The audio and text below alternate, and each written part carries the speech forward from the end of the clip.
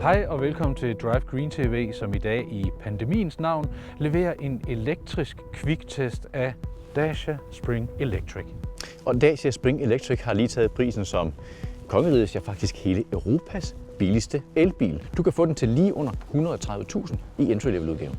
Og vi har glæden af at teste bilen de næste par timer her, og vi synes ærligt talt, at du skal komme med. Det synes vi. Og vi synes ærligt talt også, at du skulle tage og klikke på abonner, så holder vi dig opdateret med nyheder om elbiler og grøn transportomstilling.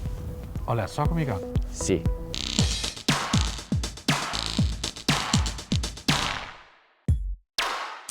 Og her er den så. Dagens kviktestbil er en mini-SUV, som kan bryste sig af 4 sædepladser, plads til 300 liter bagage, 44 hestekræfter, et batteri på 27,4 anvendelige kWh og en WLTP-rækkevidde på 230 km. Tophastigheden er 125 km i timen, og 0-100 nås på en tredjedel af et minut. Opladningen kan klares med 7,4 kW trefaset vekselstrøm på type 2 og 30 kW jævnstrøm via CCS-udvidelsen, som du tilkøber for 5.000 kroner ekstra. Det resulterer i ladetider på 13,5 time for en fuld mormor, næsten 4,5 time på 7,4 kW og knap en time fra 0 til 80% på en hurtig lader, hvis du tilkøber den, og det gør du som sagt. Vi har at gøre med Comfort Plus-varianten, hvilket markerer den udstyrsmæssige topmodel. Testbilen er dog en business-variant til delebilsbrug. Det betyder, at interiøret er den meget vaskbare type, og at detaljerne ude og inde er blå frem for orange. Men her får du, foruden alt standardudstyret, metallak, kulørte sidespejle og stafferinger, reservehjul, bakkamera, parkeringsalarmer, et simpelt, men velfungerende infotainmentsystem med 7-tommer touchscreen, navigation og DAB-radio, kompatibel med Apple CarPlay og Android Auto. Priserne går fra 128.990 for den ekstra skrabede model uden reservehjul og hurtig lademulighed, og op til 144.990 for den fulde pakke med hurtig ladertilkøb, for det skal du jo have. Men nu skal vi altså trille en tur. Jakob, fang an. Det er de allerførste meter, nogen overhovedet har kørt i den her i Danmark. Ja. Den er jo meget som en normal bil. Jeg studser over, at der ikke er noget, der er automatgear selvfølgelig, men der er ikke noget P. Der er ikke noget parkeringsmode, så når bilen ikke skal køre, så skal den til at sige neutral, og så skal man trække den gode, gammeldags mekaniske håndbremse. Ja. Vi lægger fra land. Hvordan føles det? Det føles... antrittet? Det føles fint. Det føles ikke overvældende. Nej. Det er ikke sådan, at man tænker, er det en elbil. Kabinen er jo... Den er sådan lidt hård og lidt industriel. Mit knæ vil meget gerne ligge op af her. Ja. Og da man ikke kan justere rattet op og ned frem og tilbage, så er man nødt til at justere sædet derhen, hvor det skal være. Det føles lidt som et offentligt tøj. Nej, det føles lidt som et offentligt køretøj på en måde. Det er et offentligt transportmiddel, egentlig. Praktisk, og igen det her med at nemt at tørre af mellem delebilister eventuelt. Altså. Ja, det er ikke et køretøj, som du skal investere med sig følelser i. Nej. Den er jo sådan pænt hård i affjedring, vil jeg sige. Den er ikke blød og lækker, men jeg tror egentlig måske, det er okay. Den er lidt rustik i den her nede, ikke? Det er jo engang plastik. Men igen, startprisen er lige under 130.000. Med den her pris i baghovedet, så synes jeg faktisk, at der er noget ret fint udstyr med. Altså når jeg tænker aircondition, bakkamera, navigation.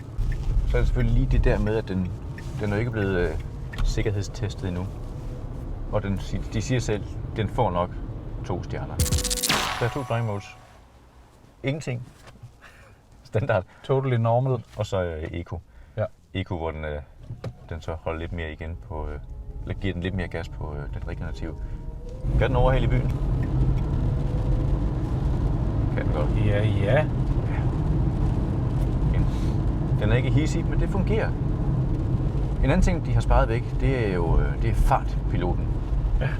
Og som selv siger, jamen man bruger jo ikke en fartpilot i byen, og det gør man selvfølgelig heller ikke, hvis den ikke er adaptiv. Og eftersom de ikke har en adaptiv fartpilot, det er for dyrt, jamen så er der ikke det. Til gengæld så er der en limiter, man kan slå til, som altså gør, at man sætter limit til 50 km i timen, så kører den ikke over 50 km i timen. Det er ikke en bil, som er lavet til at køre på ferie i Frankrig i.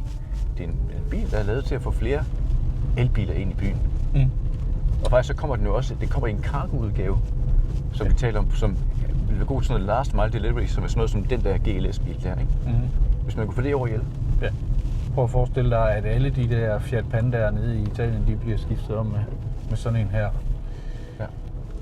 Det ville gøre underværker. Ja, så man kan godt sidde sådan og rynke på næsen af, at det er en Dacia, har ikke, og den biler, det er plastik. Jo. Men den kan faktisk godt risikere at få en virkelig god betydning. De taler meget om, at det er en lille, smart bybil, så her har vi nogle af de rigtig, rigtig smalle veje her. Lad os prøve det. Ja. Her kan man både høre, mærke og fornemme, at det er brostensbelægning. Ja.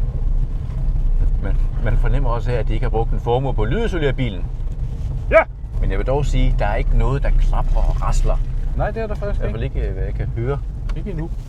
Jakob, jeg kunne godt tænke mig lige at tjekke, om bagsædet mest er til hatte og lette tasker, eller om der kan sidde en tung taske som sådan en som mig. Jeg kom faktisk uhyre nemt ind på det her bagsæde. Det skal jeg lige love for. Og det er fast. Jeg kan se ud. Jeg kan være her. Det kan godt lade sig gøre, der er ovenikøbet elektriske vinduer til mig, hvis jeg skulle have lyst til frisk luft. Hold da op. Ja. Det er jo en 4-personers bil, og jeg kan konstatere, at der kan godt være 4 voksne endda i denne her bil. Jamen, så er det bare et spørgsmål om Ole, om du har lyst til at prøve, hvordan det så er at sidde bag rattet. Og når man så skal forlade sin parkeringsplads, så har vi jo bakkameraet at bruge, men vi har også vores øjne. Men i vejen for de øjne, den er en kæmpe C-stolpe hernede, som altså sidder rimelig meget i vejen. Og man faktisk, så det gør, at man har brug for sit bakkamera. Det er da en total no-nonsense bil. Det er lidt ligesom at hoppe på en bycykel for dem, der har prøvet det. Altså, det er heller ikke en komfortabel cykel eller noget som helst, men den bringer dig fra A til B. Og den kan også bremse, og den kan styre, og der er airbags, og der er masser af ting med i pakken. Nu kører vi 53, vi kører ind i byen. Lad os lige se på lyden, ikke? Jo.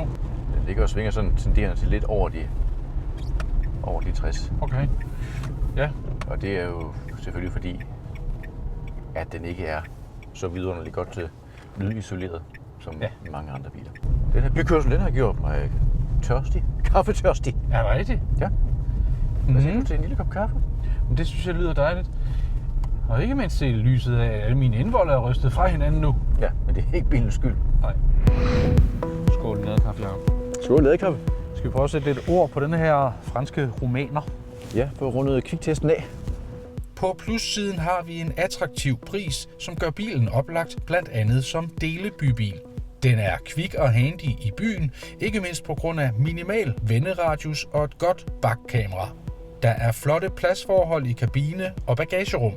Til gengæld trækker det ned med manglende lane assistant og et lidt skrabet interiør uden for eksempel kopholder. Rækkevidden begrænser i sagens natur bilen til pendler- og bykørsel, og det er det, den skal bruges til. Det trækker også ned, at hurtigladeren ikke er standard. Dacia Spring Electric er en godkendt entrébillet til elbilernes fortryllede have. Prisen er en hel del skarpere end den tidligere priskonge Seat Mii Electric, som end ikke havde nødbremse. Det har Dacia, samt en hel del skrabet charme. Prøv den, men husk, at det er en bybil og ikke en allrounder. Ja, så det var ordene. Alt i alt en interessant og mindre blæsende og regnvåd oplevelse. Ja, den gjorde sig rigtig godt. Så indtil vi ses igen, Kør sikkert. kør grønt.